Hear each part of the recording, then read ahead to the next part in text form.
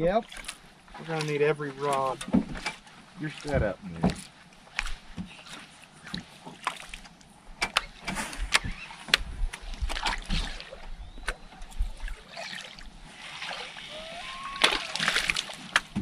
What did that guy call a few days ago? Did he just say, get me rods and reels? Isn't that what sort of happened with him? Or Well, say again. What was when the first Tom part? had that guy, like last week where Tom was like, it was like a big ticket, and I think the guy just said, He just come in and Big one. Oh, my Mary Glenn, I need help. we already got it. Really big. Get out of here, why? Jim, okay, it's the one. her hook's in the net here. Come on, quick, bud. Just a second here.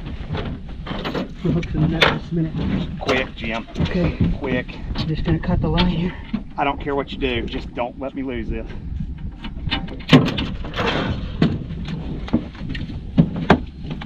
Okay. Someone on your Got side, on Mary this Glenn. side. Yep. You've caught many 50s, you got it.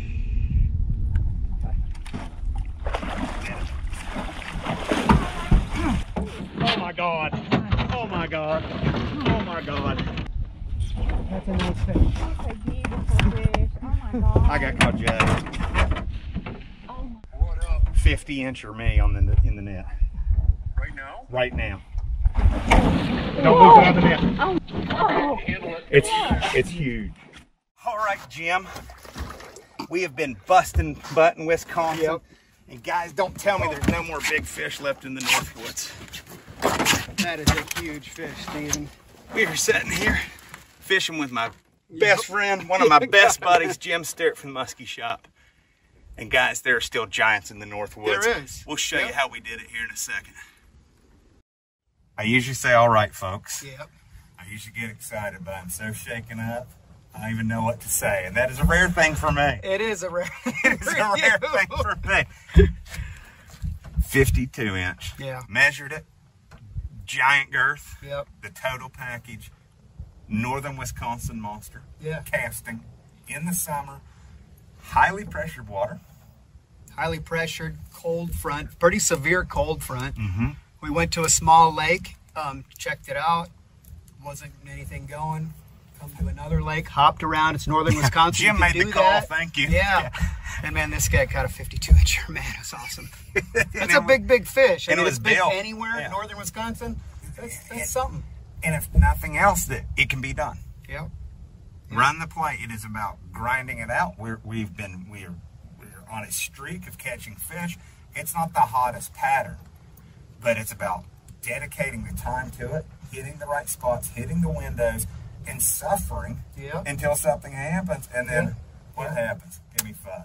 Monster in the net. Caught that on a Red October tube. I was working that with a shield rod. I'm throwing the extra heavy. I'm throwing it with a quicker reel, so we got some pickup. Working an outside break weed line. We're reading the conditions. There's really not a cloud in the sky. Post-frontal conditions, we said today when we started out today will be tough. What are we going to do? We actually have, this is the second fish we've landed today. And what's mind-blowing is, like I said, the other musky anglers we've seen on the water have not made adjustments. They've not read the conditions. So a matter of putting down the bucktail, putting down the topwater, putting down the crankbait, and getting low and slow and putting it in their face. You just saw what can hit the net.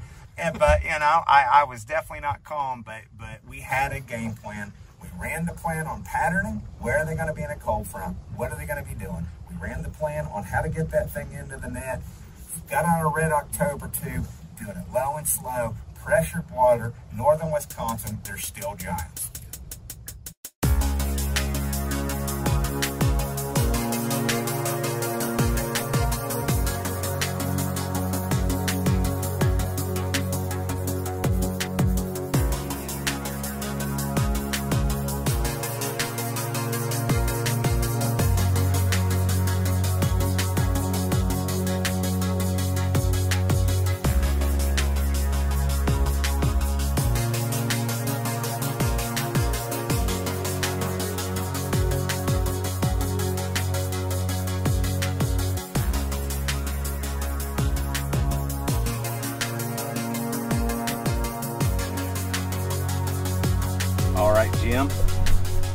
we're sitting here in Minnesota, but we're going to talk about this big Wisconsin muskie. We're up here fishing a tournament, but what a fish. It was a big fish. You know, so 52 inches. Yeah, and it had a lot of girth, and it's been a couple weeks since we did that. We're actually filming the muskie battle up here in Minnesota, fishing that. But with that fish, it's something we've been doing on this tournament, and something to look at when you're talking about big fish, big rubber.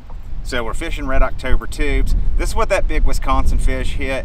I mean, it doesn't get much bigger than that really in the North Woods too often. But aside from the presentation would be location choice.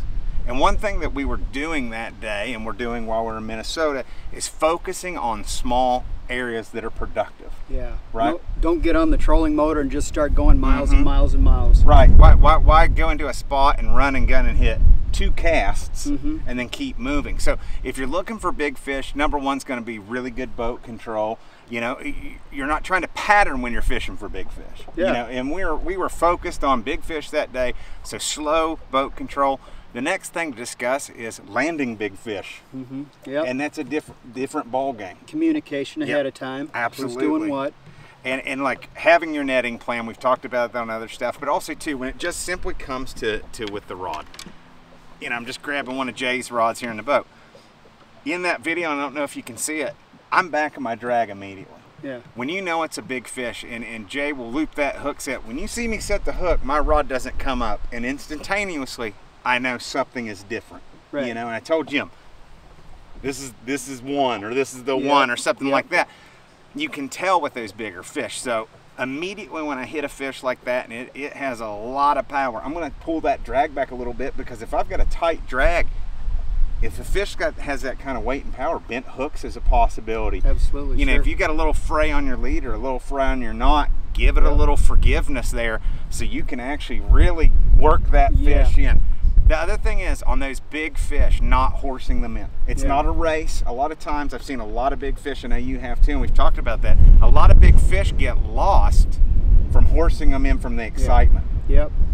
You know, Back the drag off. You're not going to pull those hooks out of him. He goes a running, you know. Right. So take your time. If you know you got a big fish on, have a netting game plan, back your drag on, take your time, and it'll end up in your net. Like and subscribe, my dudes. Downsizing in bad conditions gonna put a fish like this in crazy.